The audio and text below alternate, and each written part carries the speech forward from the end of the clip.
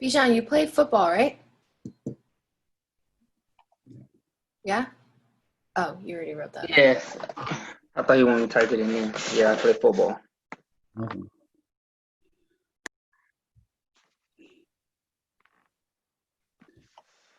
Leonard, what position do you play on baseball? I'm a pitcher. Oh, nice. Very cool. I mean, anything you throw. What was that? I started hitting anything you throw. I mean, before I had the surgery, I was 87, 88, topped out 89. Wow. That's my favorite. My favorite is Nolan Ryan. So he's my hero. I mean, I never got to see him play, but I mean, he was like the only guy to throw 100 in the 80s. So I mean, that's pretty good. It was Exactly. rare. Yeah, and until he threw his arm out, he was unstoppable. Yeah, he played till he was like 40, like 45, 50. Well, like 45 years old.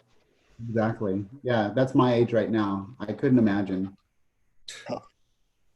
Couldn't imagine. So, yeah. Okay, let's go ahead and begin this morning's session, okay? We'll just see if anybody else is going to show up or not. Okay, so I just want to go over some examples of what a histogram is and what a stem and leaf plot are, okay?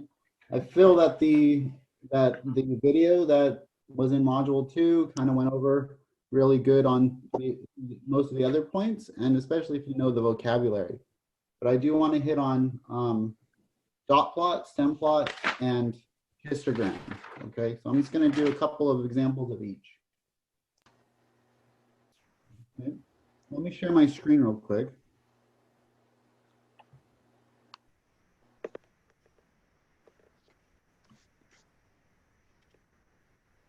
And hopefully everybody can see my screen.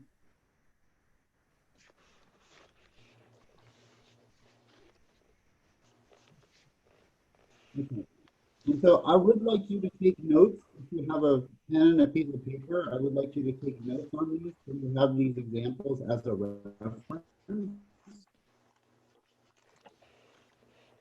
So if you don't have a pencil and a piece of paper, I'll take 60 seconds to let you go get that.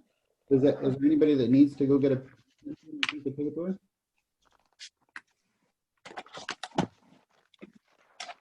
Oh,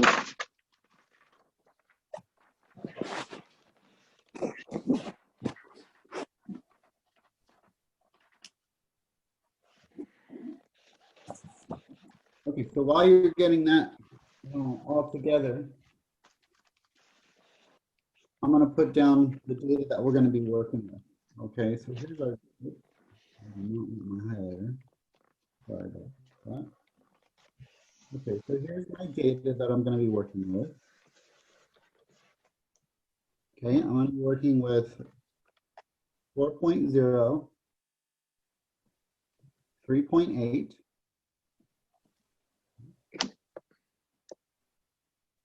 3.7, 3.6, 3.6, 3.2,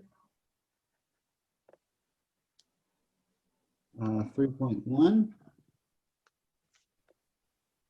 3.0. A lot of data, but okay. So that should be 8 pieces of data. So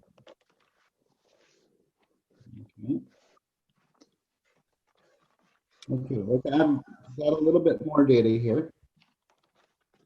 Okay. So we're going to have 2.9. We're going to have 2.8. We're going to have 2.5. We're going to have 2.2. We're going to have 2.1. We're going to have 2.0. We're going to have 1.8.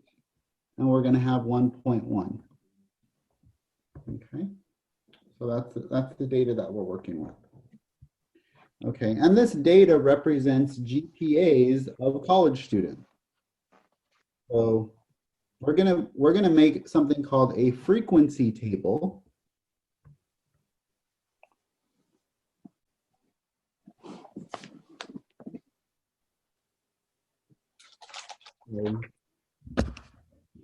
Frequency table out of this data. Okay, so let's make a frequency table out of this data. So we're going to have our GPA, okay, and we're going to have a range of GPAs here. Okay, we're going to have a range of GPAs. Okay, so we're going to go from 1.0 to 2.0. Okay, 2.0 to 3.0. We're going to go from 3.0 to 4.0. Now we're going to go from 4.0 to 5.0. Okay. Now what we want to do is we want to get something called the frequency. And the frequency is the amount of times these GPAs show up in my data set. Okay, so the frequency here is how many times each of these shows up. Now, the overlap here is kind of confusing. The 2.0 and the 2.0. So which one do you think I use if I had a GPA of 2.0? Which line do you think I would count the 2.0? The first one or the second one? So if I had a frequency of 2.0, or sorry, if I had a GPA of 2.0, would that go in my first line or would that go in my second line? Anybody have a guess? Second. The second one, Yeah, why second? because that's where it starts with. Yeah, exactly. So when we have a frequency table, where it starts is included, where it ends is not included. Okay. So Oh, where it Professor, starts, this is Professor, you cut out in that last lecture. You go over that one more time? yeah, sure. So when I have a frequency table and I have an interval from 1.0 to 2.0, the beginning 2.0 here is going to be where my data is included, not the ending 2.0. Okay, does that make sense? So for this data here, where would 4.0, how many where would 4.0 be located? Would it be located in the third line or the fourth line? Where would it be counted? The first data point here, 4.0.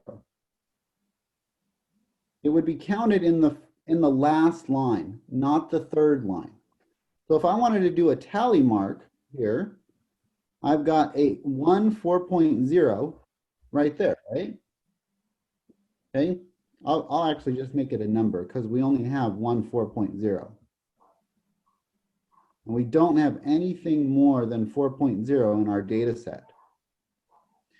Okay, what about 3.8, 3.7, 3.6, 3.6, 3.2, 3.1, and 3.0?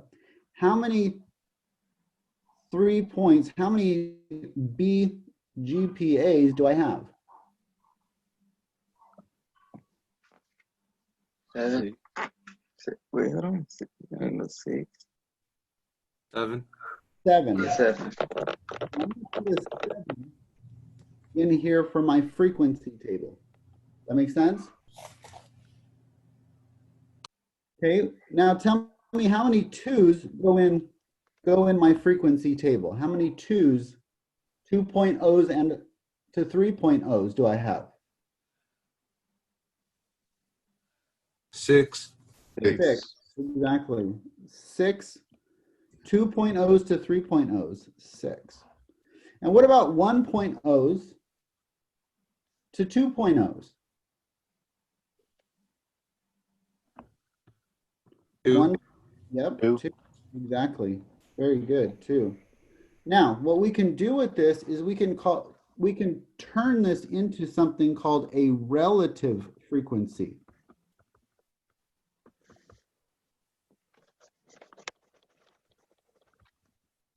Sorry, my cues this morning. Okay, relative frequency.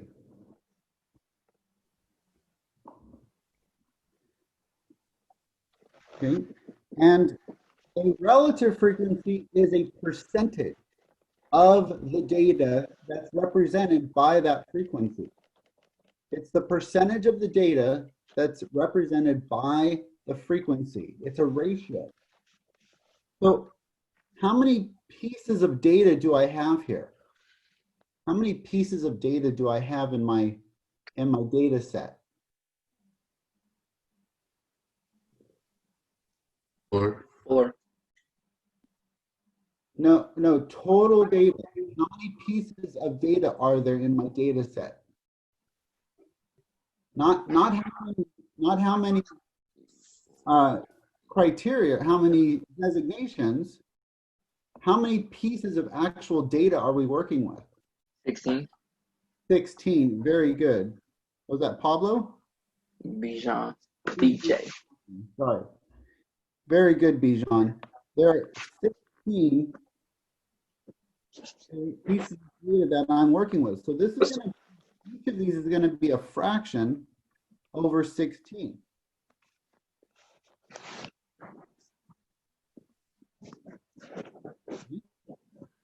So fraction of the total amount of data here for GPAs of 1.0 and 2.0 is 2 over 16.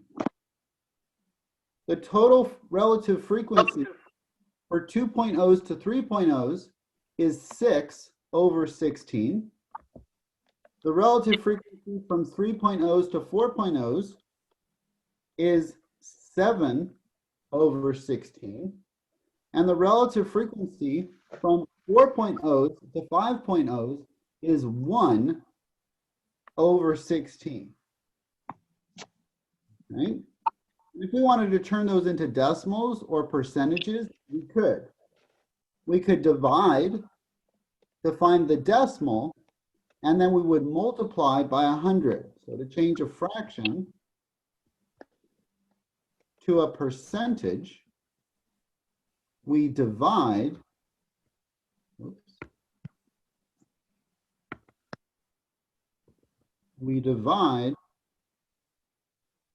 and multiply by 100. Okay, so if we wanted to change these fractions into decimals, or sorry, into percentages, we could divide and multiply by 100.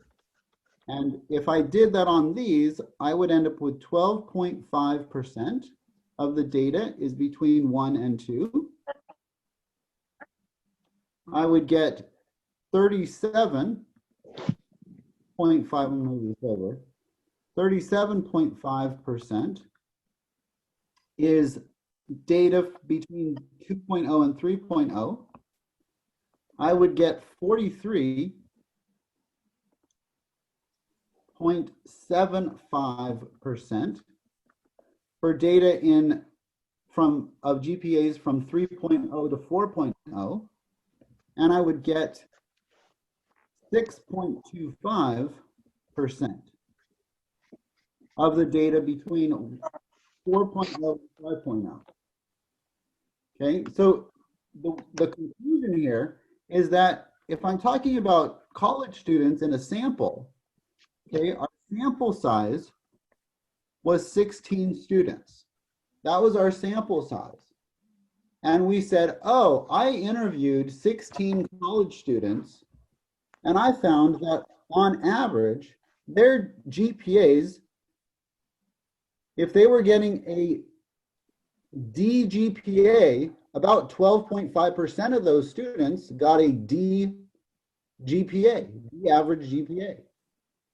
37.5% of the students got an average C GPA.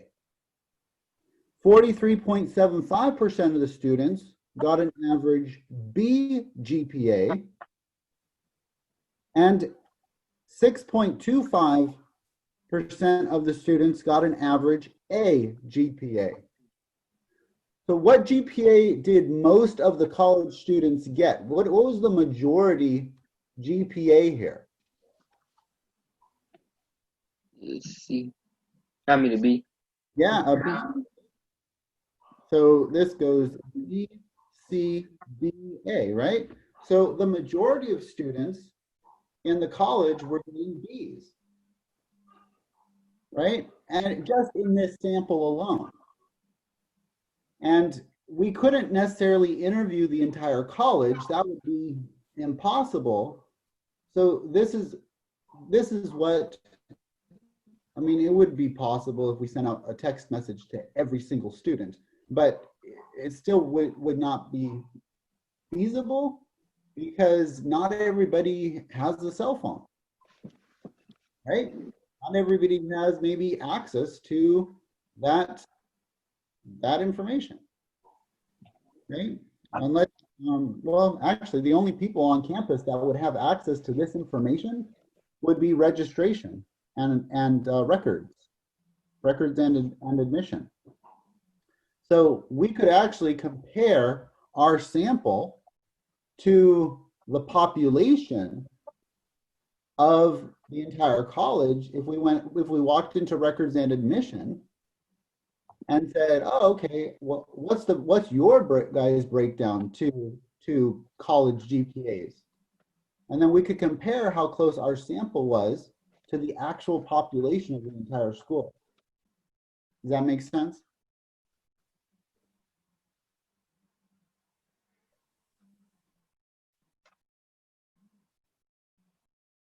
Okay, now we're going to use data to create a chart. And when I use numerical data like this to create a chart, does anybody know what type of chart I would want to create?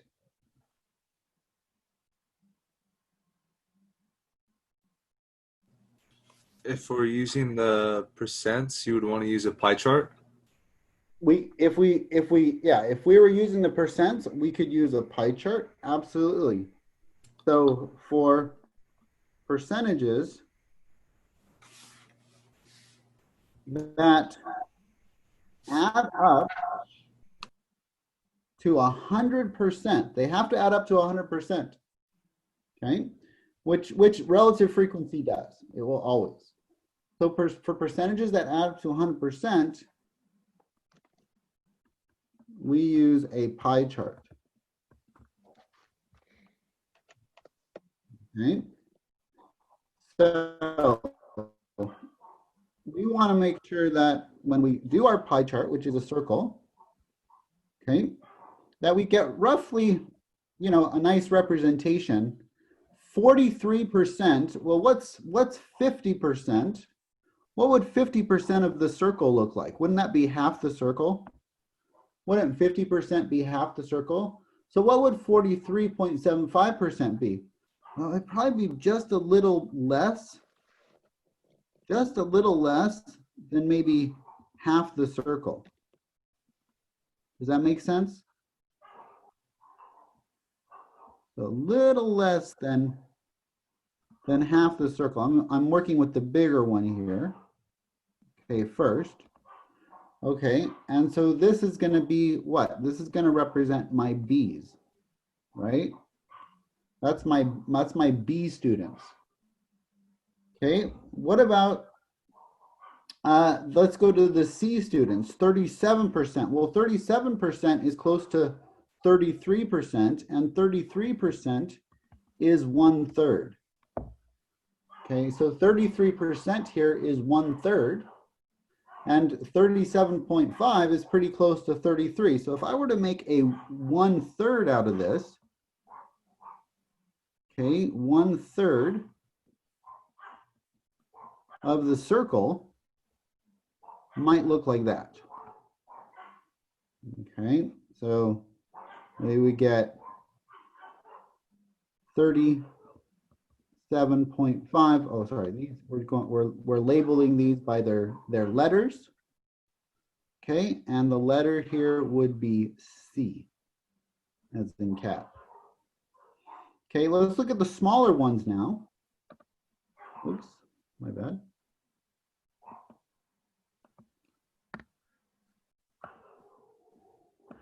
Okay, I've got to get this guy up now relative to 6.25, 6.25, and 12.5. Well, what do I notice about 6.25 and 12.5? How would you compare those two numbers? 6.25 and 12.5.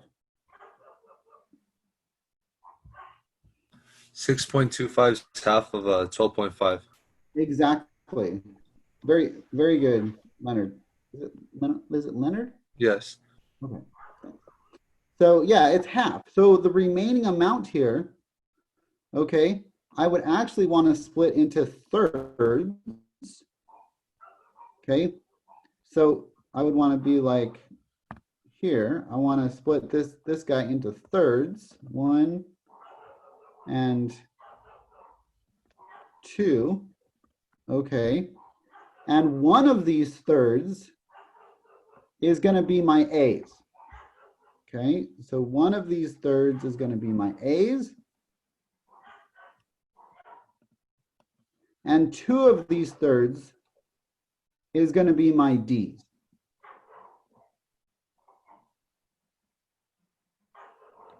Okay, and that's how we create a pie chart out of this. Okay. Does that make sense? Any questions on that?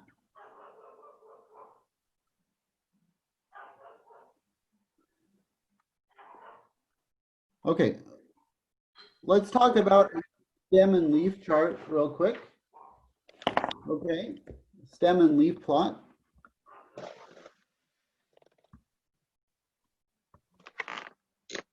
Or what we're calling in this class a stem plot. Okay, let's talk about a stem plot. Okay, what we're gonna do right now for our last exercise is we're going to turn something called a dot plot into a stem plot. Stem plot versus dot plot. Okay, so stem plot versus dot plot. So I'm going to take a stem plot, which is 8, 9, 10, 7, 7, 9, 6, 6, and 1, 3, 3. Okay, so we're going to look at the stem plot and we're going to turn it into something called a dot plot. So the stem plot here, okay, represents numbers. They represent data. So in order to change this data of the stem plot into something usable, I have to uncode what the stem plot is actually saying. what would be a value that's represented in the stem plot? What would be the first value represented in the stem plot? Does anybody know? Does anybody know what the first value represented in the stem plot is?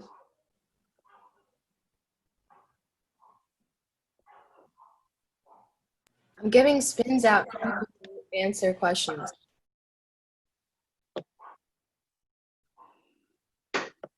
Yeah, asking what the first number would be.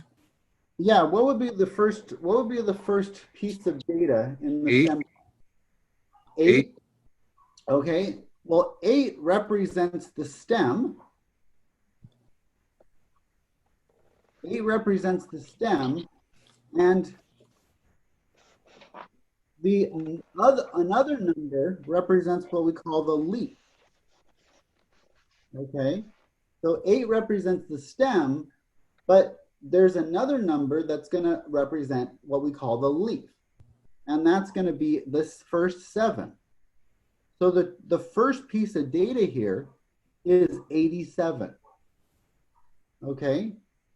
And then there's another 7 after the first 7. And so the next piece of data is another 87. And then there's another 9. And so for the next piece of data is an 89. What would be my next piece of data?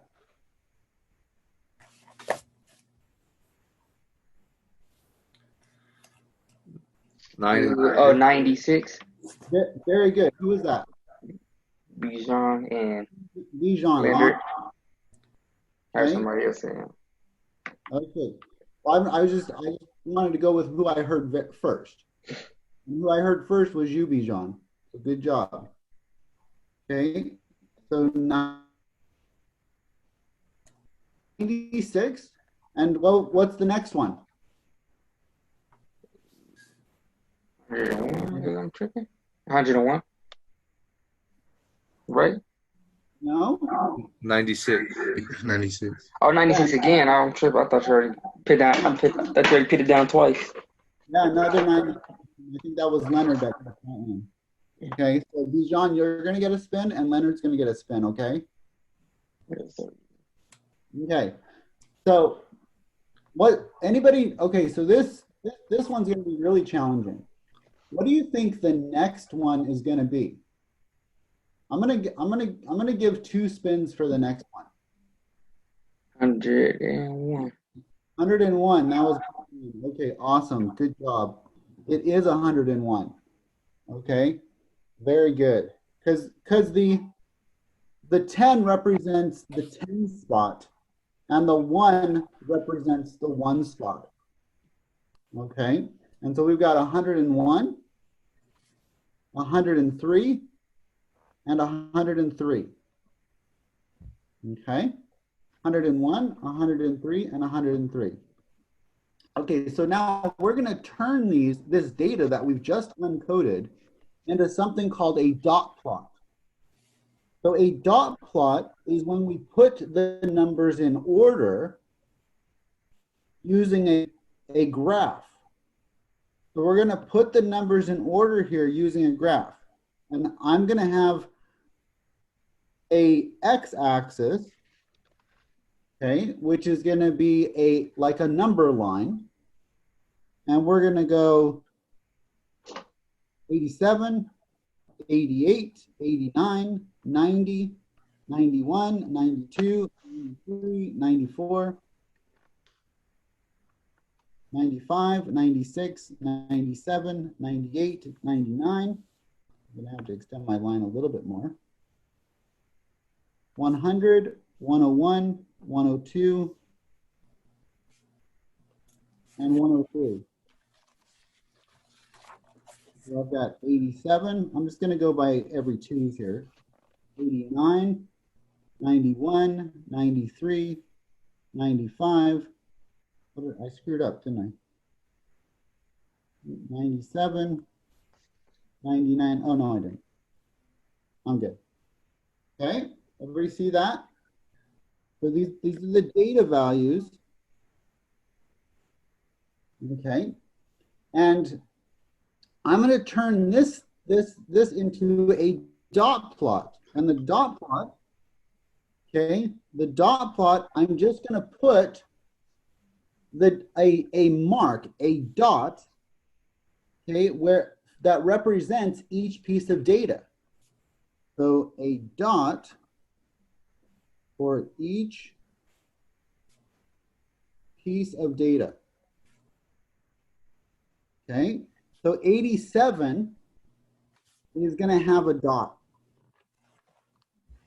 Okay, I have another 87. So you know what I do with that other 87? I put it right on top. I don't have an 88, so I don't have any dots. I have an 89, which is one dot. I don't have any 90s, 91s, 92s, 93s, 94s, 95s, but I do have two 90s. I do have two 96. I have one 101, and I have one 103. Okay?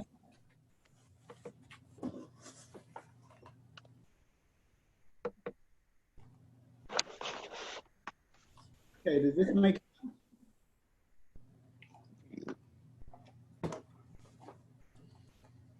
Okay, any questions on any? Don't we have two 103s?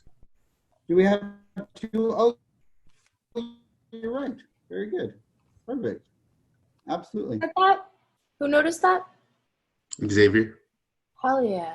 Okay, you get Yeah. a spin too. Yeah, you get a spin, Xavier. Very good. What is a spin? Points. Very Stasia, yeah, I'll let Stasia explain that. It's just the MVP points for your team. So you guys are the blue peregrines, and basically you were competing against all the other teams and their MVP points, and whoever has the most MVP points at the end of the week, I believe your team gets those points if you won on your next test for extra. There's only a few of us, so let's keep getting these spins. Come on. Exactly. They're extremely valuable. Okay, because they directly influence your grade. Hmm? I like to give spins out like Ellen DeGeneres. You mean Oprah? All of them. All of them? So, are you? Because the only reference I know is, you get a car, you get a car, you get a car. Oh yeah, I guess that is Oprah, huh? I'm thinking Ellen DeGeneres, but Yeah, it's Oprah. Oprah.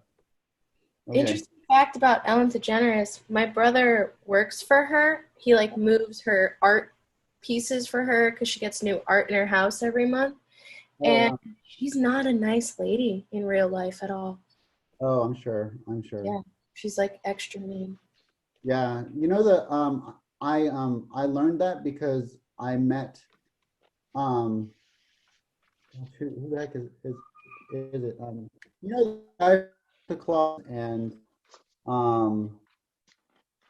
yeah, I met him in real life because one of my friends was a stagehand for him, and he was a complete ass.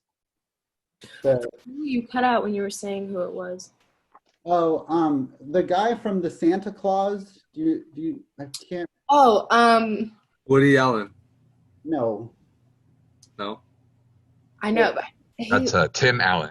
Tim Allen. Yeah, Tim Allen. Tim Allen. I met Tim Allen in real life, and he was a complete ass. A weird note about Tim Allen. You guys could Google this. He went to jail for dealing cocaine before he ever got started in Hollywood. Oh my gosh. Okay. Well, that explains that one.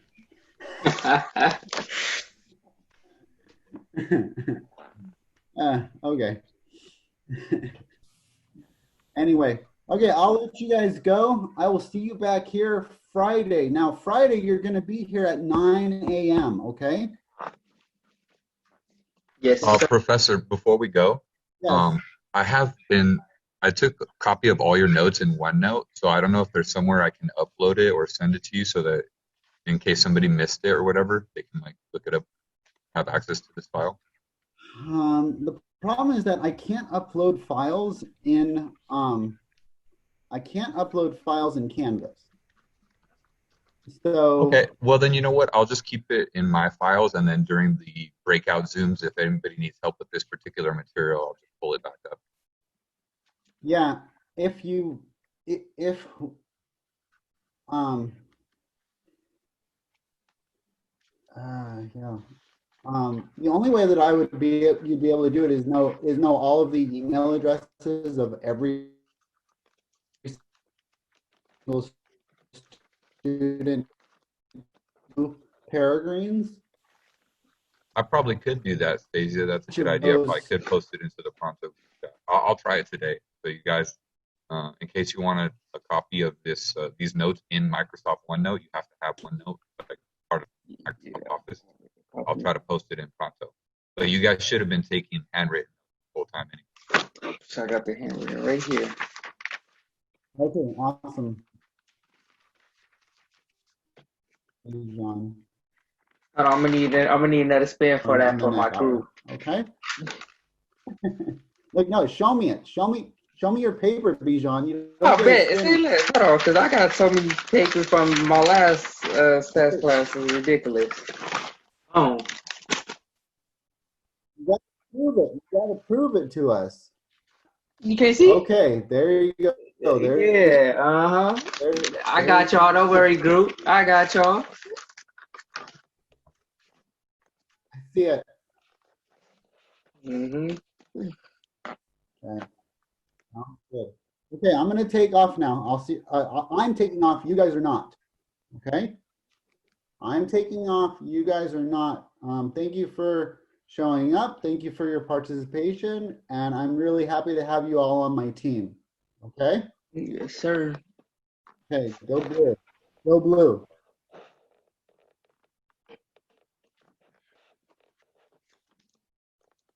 Professor Hultman, before you go, can you make me a co-host? Yeah. It prompts me to do that. Okay. So, and I'll make Stasia a co-host, and I'll make you the host. Okay, Denver. Okay. Cool. Sounds good. Have a good day, Professor. Astasia, do you have statistics background? Do you have statistics knowledge? Yeah. So Okay. I've been Angie's tutor for a few of her classes for a few semesters. Okay, because I know Denver has statistics background. He's the math. So a little bit. Do you have a little bit, or do you have a little bit more than that? Well, I've been a tutor in 6 stats classes now. Oh, well, you're the expert. Okay, sounds good. Okay, so Denver, I'm making you host, and then once you have host, you can make Stasia co-host. Okay. Denver's the tutor though. I'm the mentor. I'm just doing mentor stuff and being organized and whatnot. So That's true, but it's also true that titles are meaningless, and we're all just people trying to learn statistics. So, if it's cool with you guys, I want to do it similar like the other day. We have to be together for this next hour, so we might as well, from my point of view, knock out all the modules. That way you guys don't have any work to do after this. We'll do it all together right now, and that way we know we all did it. So, before we do that, I know we're all tired. Let's take a 10-minute break. All right. So if everybody wants to come back at 11:05, and we'll do the same thing. Like we'll hit it hard for 35 minutes straight. Then we'll have a 5-minute cool down where Stasia will give out MVP spins, and we'll get out of here like 5 or at least 5, if not 10 minutes early. Right, guys? Yes, So sir. enjoy your break. We'll see you guys on the screen. Give me a thumbs up in the participants window. If you don't remember how to get there, click on your full bar. Options in the gray bar right next to the screen share is participants. Click that.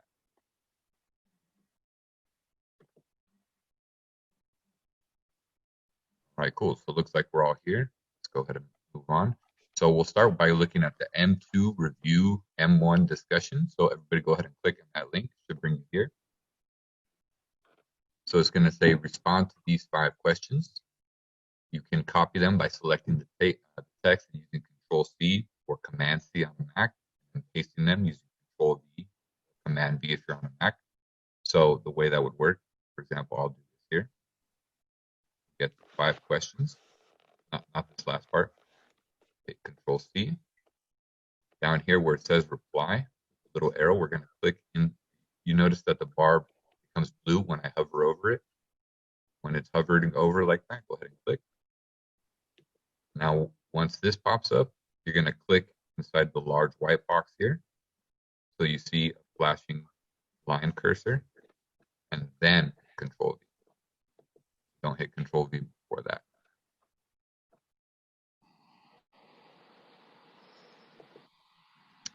Cool. So before I type in our answer, somebody go ahead and tell me, what is data? Information. Can you hear me? Yeah, Okay, I'm we sure sure. can.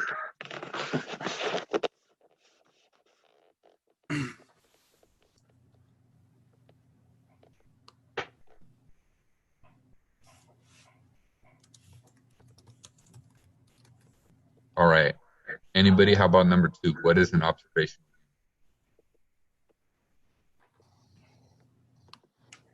The person or thing from which we get our data.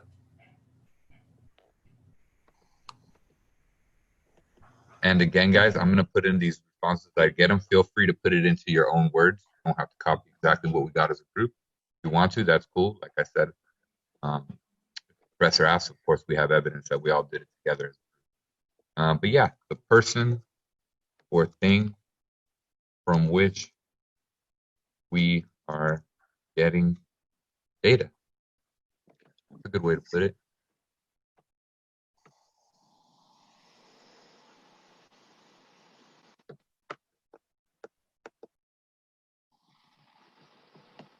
What was it?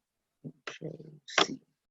All right. I try not to move too fast because I know it's one thing to say it, and I've got to click this and move that. So if it seems like I'm moving too slow, just realize I'm trying to move at a pace where the whole group can get to the next question. Okay. All right, guys.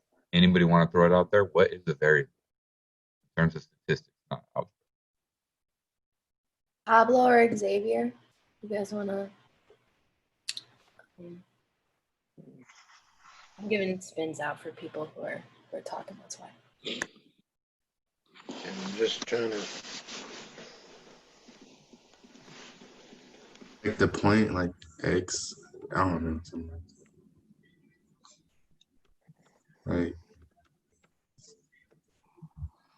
The X is good, right? So there's X and Y variables, but that's sort of like the algebra. Actually, what didn't the Quizlet say that it was just the X and Y? The Quizlet, it can be No. very confusing because the Quizlet says like that basically we often, the definition was that we often express variables in terms of X or Y. But I think, I'm not 100% sure, guys. Remember, we're just computers, but I think what the professor or the person who wrote the question might be looking for is something like, oh, it's something that varies, right? So like a variable might be like the color of a car. That varies from car to car to car. They all have different colors. Or a player's jersey number. That varies. Not every player has the same jersey number. So some things wouldn't be. I know that seems like it could be anything. That's true because we live in a world where most things have variety. Right? Not everything can be a variable. Some things are the same always. Right? Like what star we orbit, that's a constant. Right? We don't orbit the sun today and tomorrow we orbited Alpha Centauri. Right? So what is a variable? Something that varies about our observational unit. Probably what I would put. From the video that they gave us, the definition I put that the data we are interested in learning. That's what it told us. Cool. That's I always prefer to put textbook. So you said it's the data we are interested in learning. Yes.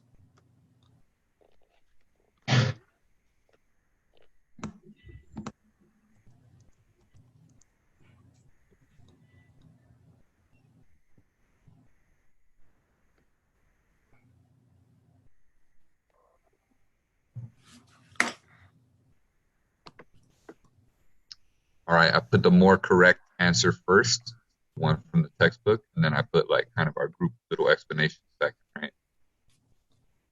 But when in doubt, go with the text, 100%. All right, next one. What is the difference between numerical and categorical variables?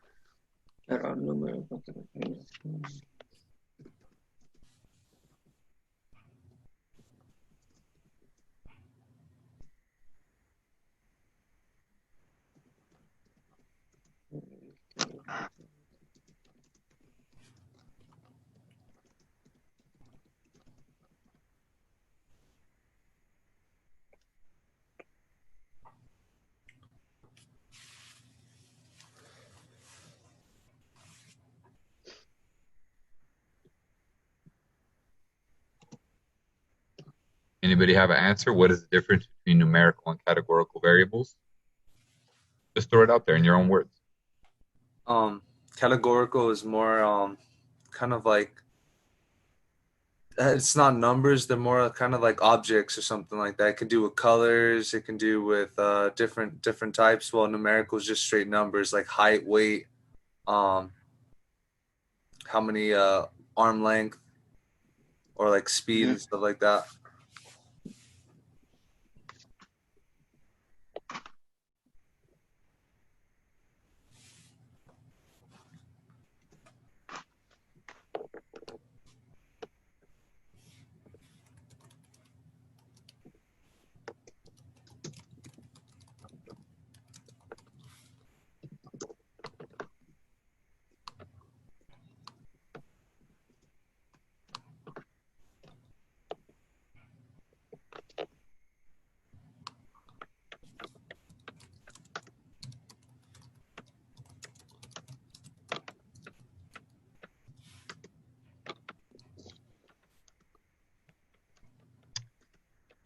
All right, so yeah, exactly.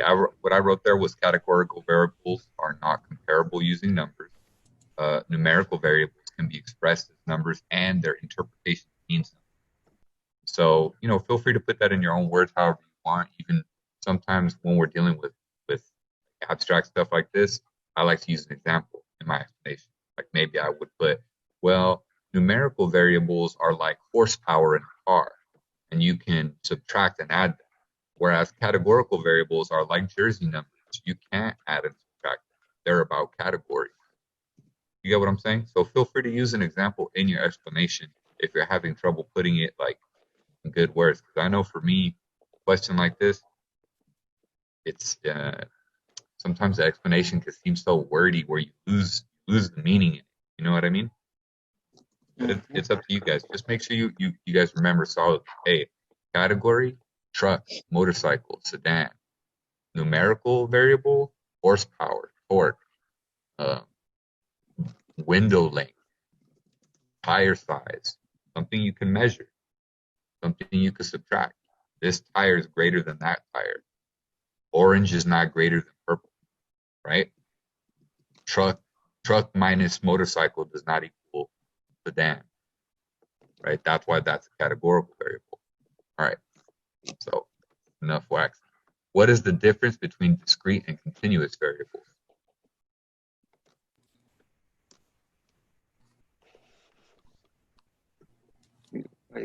The difference between what? Between discrete and continuous. I'll give you guys a hint just to refresh your memory from yesterday. Both of these are types of numerical variables. So these are the two kinds of numerical variables. And there's one difference between Discrete. Discrete is small. Discrete is small. Generally speaking, yeah, there are generally small numbers, but it has more to do with how you can express it. With these two numbers, one of them is restricted in what numbers can be a part of this group, right? So it's discrete. Certain numbers cannot be discrete. They're not discrete numbers. Anybody give me an example of a number that cannot be discrete? Remember, number of babies, Number of siblings. right? So is that a discrete or a continuous variable? It's discrete. Isn't Why? continuous like infinite amount of possibilities, while discrete has no pattern whatsoever? Like it's just what's out there. Like you You have no definitely control. have the spirit of it right. It's definitely that continuous is like infinite. That's exactly a good way to think about it. It could be anything. It could be like the square root of 47. It could be like 2.89643264, whatever. Right? Discrete can only be 1, 2, 3, 4, 5. Can it be 5.1? No. Can it be the square root of 17? No. Can it be 16.8? No. It can only be a whole number, right? The way to remember it is discrete numbers are those are your Sesame Street numbers, right? Like these discrete numbers, when you were a kid, you thought this was all the numbers in the world. 1, 2, 3, 4, 5. It wasn't until you were what, 9, 10, I don't remember, fourth or fifth grade that they started to say, oh, there's 5.1. And you're like, 5.1? What the hell is that? There's only 5 and 6. So sometimes we got to take our thinking back. So remember, discrete is like the simplest kind of number. It has to be a whole number. 1, 2, 3. So that's why sibling is a discrete variable because you can't have 2.3 sisters, right? You can only have 2 sisters or 3 sisters or 4 sisters. You cannot increase in a fraction of a sister. So your age too, right? Like as you growing up, your age, you can't have no 2.0. I am. No, you're right. If we were to measure it in years, so example, when I ask you how old you are, you don't tell me I'm 20.6532 years, and in 5 minutes I'm gonna be 20.65666 years, right? You give me a discrete answer. You tell me the number of years, and then whatever is the change, we don't worry about it, right? So if I ask you what is your age in years, yeah, that is a discrete variable. But if I just ask you what is your age like in time, then that is not. Because if we were trying to be scientific about it, we could measure it all the way down to a second. You get what I'm saying? Like maybe you're 19 and Xavier's 19, but you guys are not the same age, right? Maybe he's a month older than you or a month less. So if we're using age just in time, that's continuous because you could be born now or you could be born tomorrow or you could be born the day after, right? Or at any fraction here, you could be born at 4 o'clock or 5 o'clock. So discrete, only whole numbers, right? It's something that cannot be divided. So what is the difference between a discrete and continuous variables? Discrete variables can only be whole numbers, not fractions. Continuous, wow, variables can be any fraction or whole. So feel free to put that in your own words there.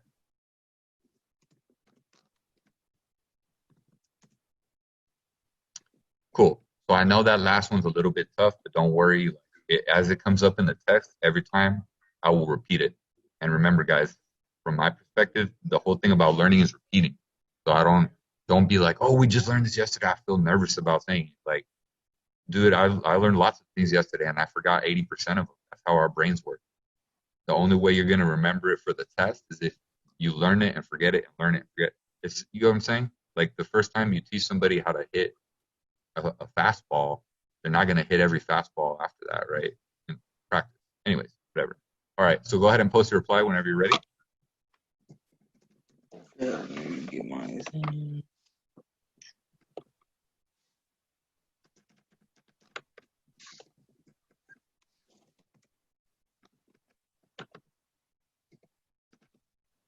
And once you have successfully posted your reply and you can see your name with the timestamp and all this business, give me a thumbs up in the chat, please. Or I'm sorry, not the chat, the participants bubble.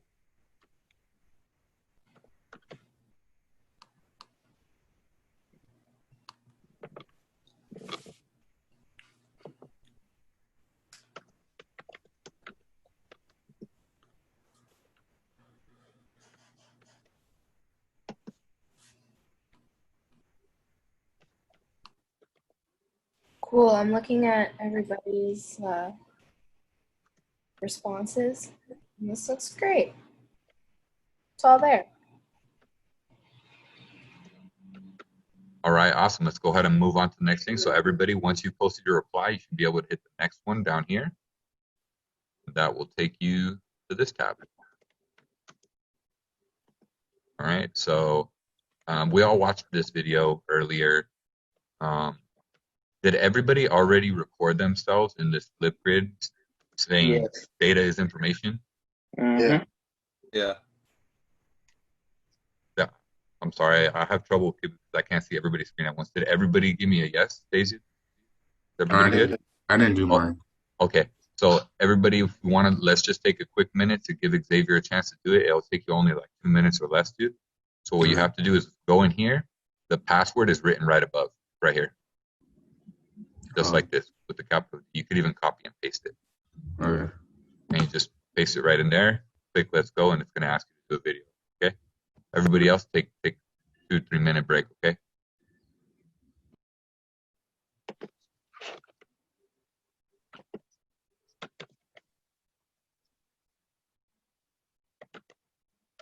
And then just unmute yourself and let me know or let Stacey know when you're set, Xavier. Okay.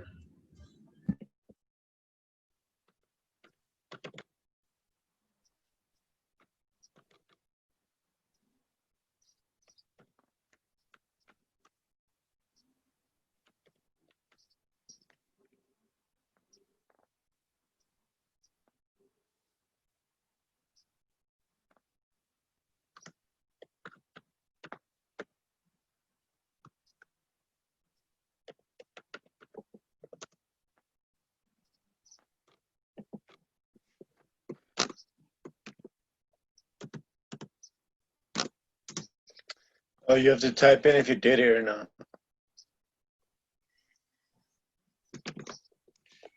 Okay.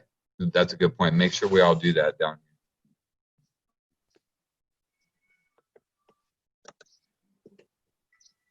So when you're ready, there'll be a submit assignment button down here. I already did it, so that's why it's not populating for mine, but you'll have a submit assignment. So you're going to click that submit assignment, type in, yes, I did, or I'm sorry, I did it. And then that'll allow you to complete this page.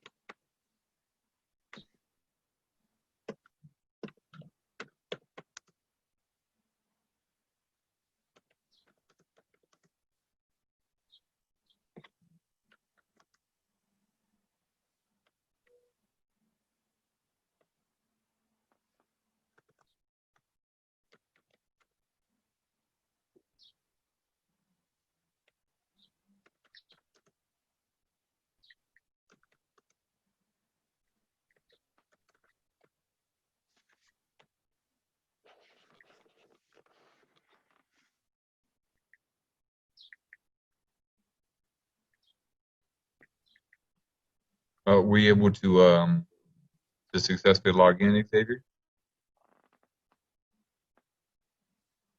Yeah, it's just saying that I have to like something with ad block or something. I'm trying to figure it out.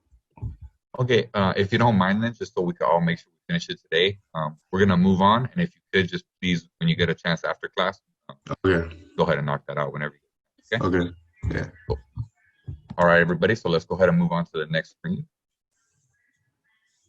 Once you click next, sorry, should take you to here. You should be seeing Mod 2, How to Learn Module 2. So as far as the objectives, Professor Hultman basically just went over all this stuff in class. So that's cool. There's a video with knowledge checks here. Let's see how long.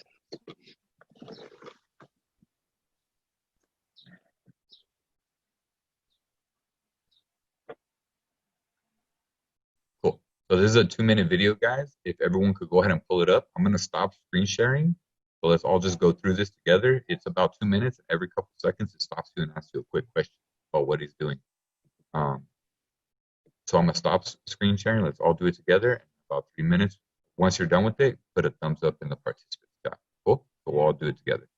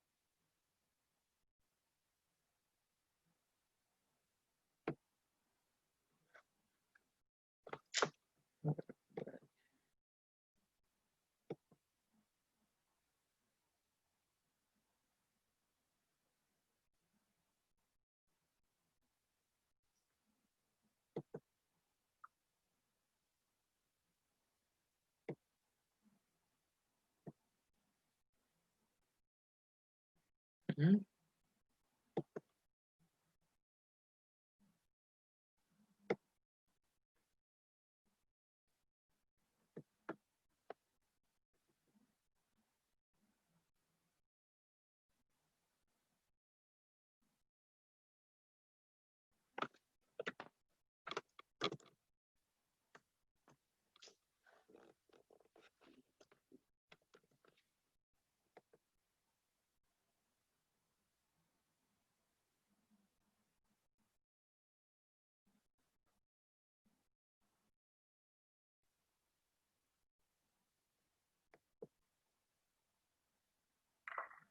This problem has a big table, and this is actually called a frequency chart or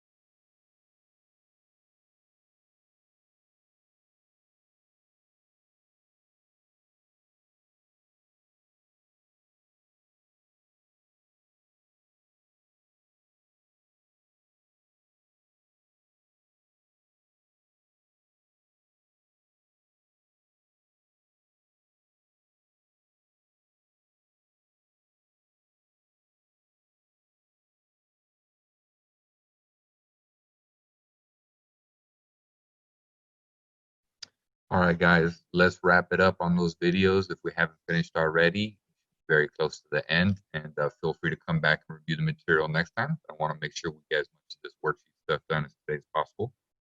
So go ahead and share my screen.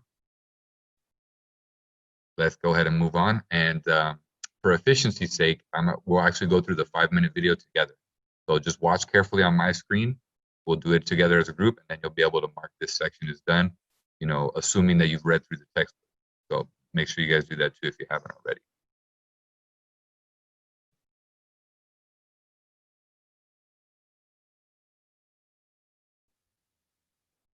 Can you guys hear it okay? You guys?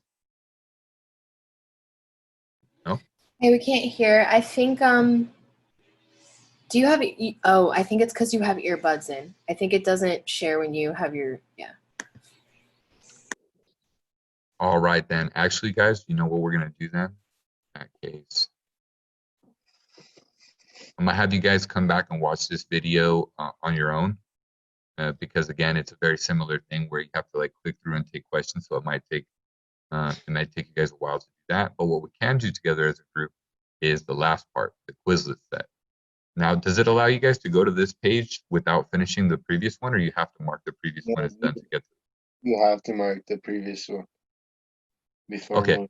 So feel free to mark that page as done. But again, make sure you go back and watch those videos and that you understand very well what the difference between those types of graphs is, right? So the stem and leaf, you know, the number of tens, 99% of the time it's going to be the number of the tens is the stem, and then the ones digit is the leaf.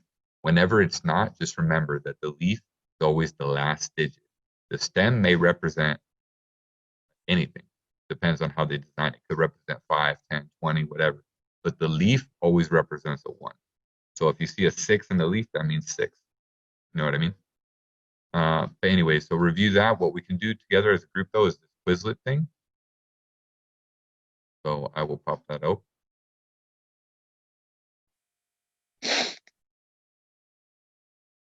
Cool. So this is the Mod 2 vocabulary.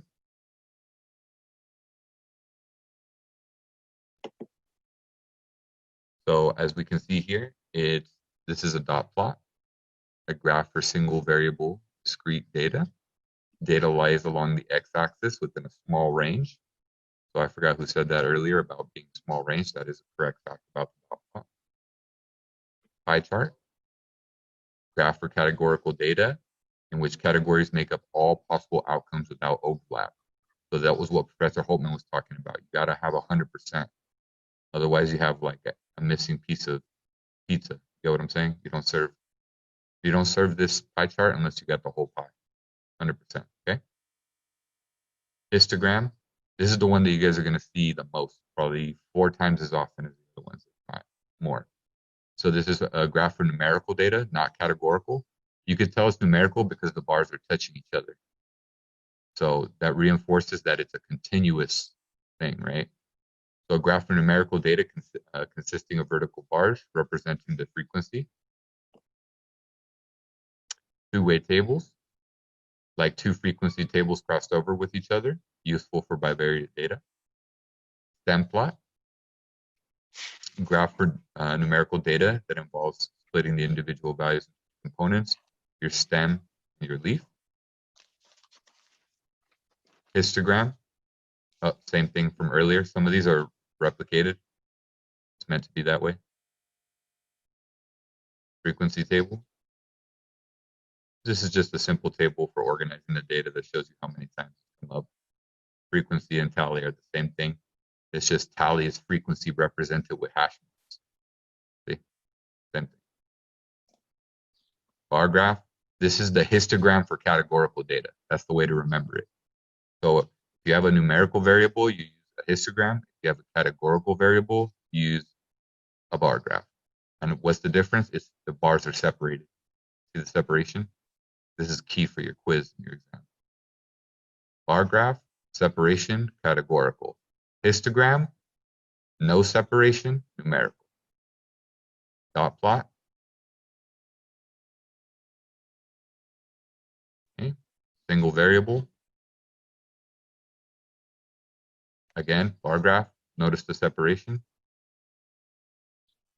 Stem plot, again, splitting into two values. What percentage should add up to what on a pie chart? 100%. For a pie, we need 100%. Bar graph, again, separation, categorical variable, separation. Frequency table, same thing as the tally, right? It shows you how many times. Stem plot, again, splits it into two parts, the stem and the leaf. Splits it into the stem and the leaf, two components. That's the way to remember that, too. Two-way tables, right? Two frequency tables crisscrossed, good for bivariate data. Data visualization, this one, just remember it's picture. If you're using a graphical display, that's data visualization. They're not really things that we're going to create. This is more like artists when they do like WordPress and like collages and all this kind of stuff. We call that data visualization. Not super important. Right? Stem plot advantage. You retain all the information in a stem plot. In a histogram, you don't. That's the difference. Bar graphs have what? Spaces. Histogram, no space, right? Histogram, no space. Right? Histogram advantage, disadvantage, sorry. Do not retain the data set. Histogram advantage, quick and clear. Shape of the distribution. All right. So let's go to not gravity. Gravity's hard.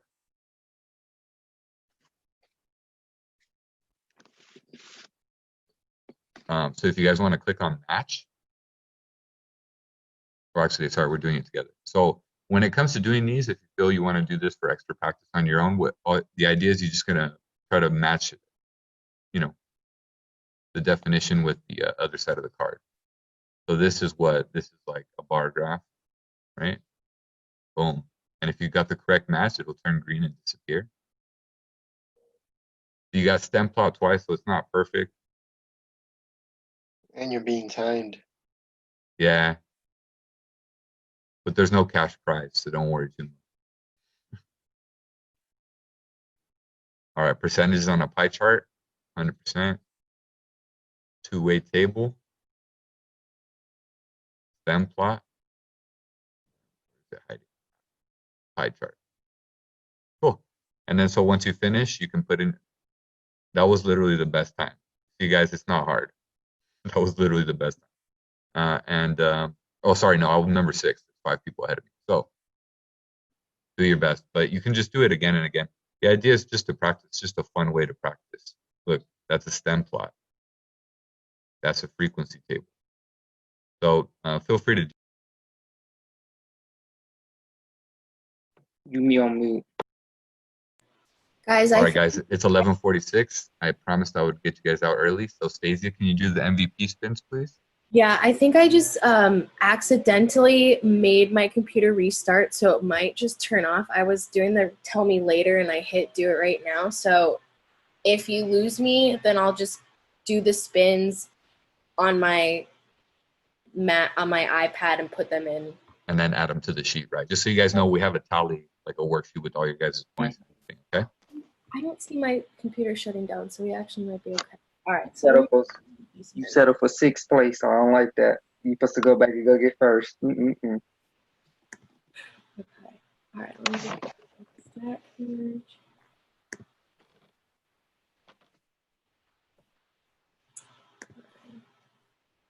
Set it up already. While she's doing that, guys, let me just say, I know we didn't get a chance to finish all the module stuff today. I wanted to, but, unfortunately it took a little longer than I thought. But make sure you guys go and finish up everything, all that stuff thoroughly, right? I'm going to try to finish that. This is like 3 days work, really. But just try to remember those different types of graphs. There's like 6 of them, right? There's stem and leaf. There's the histogram versus a bar graph. They're the same thing, but one's for categorical, one's for numerical. Work with the Quizlet stuff until that seems like common sense, okay? Dang, I didn't even do the graph one. It's due Thursday, tomorrow. Yeah, exactly. So feel free to, take some time, but later today, make sure you talk that for at least 30 minutes, something like that. And you'll get it. And the graph is what we just did today, huh? Like basically what we just did today.